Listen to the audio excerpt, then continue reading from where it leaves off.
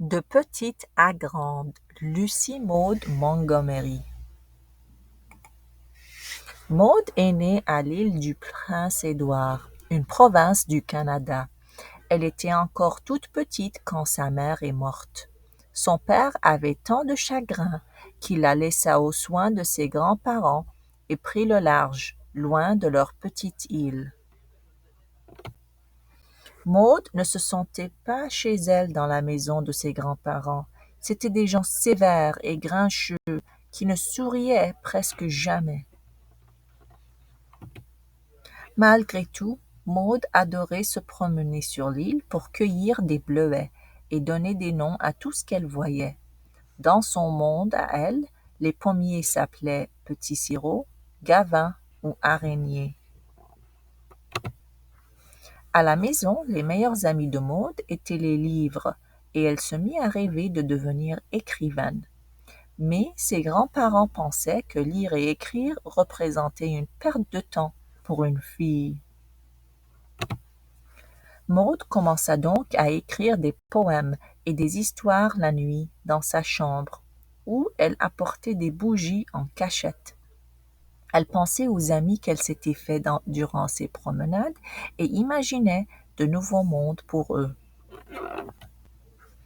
Plus grande, Maud commença à enseigner. Ce n'était pas son emploi favori, mais elle avait assez de temps libre pour écrire des histoires. Et bientôt, l'une d'elles fut publiée dans une revue.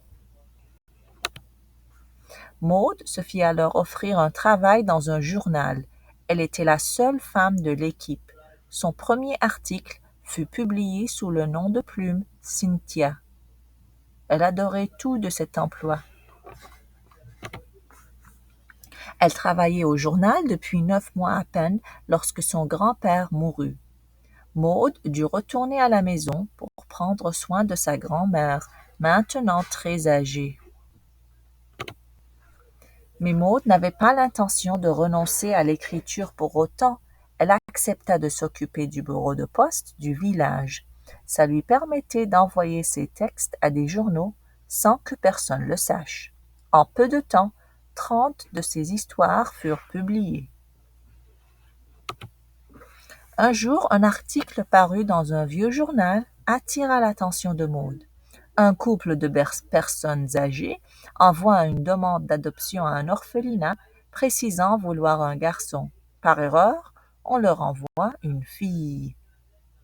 Cette nuit-là, Maud rêva d'une petite fille aux cheveux roux. Elle écrivit son histoire et l'intitula Anne, la maison aux pignons verts. La petite fille aux 1000 taches de son et aux épaisses tresses rousses conquit rapidement les lecteurs et lectrices des 4 coins de la planète. Anne était inventive et courageuse, et même si elle se mettait toujours dans le pétrin, tout le monde l'adorait. À travers les aventures de son personnage, Maud avait réécrit sa propre enfance, telle qu'elle aurait aimé l'avoir vécue. Et en racontant l'histoire d'Anne, Maud, la petite fille à qui on ne permettait pas d'écrire, devint la grande écrivaine qu'elle avait toujours rêvé d'être.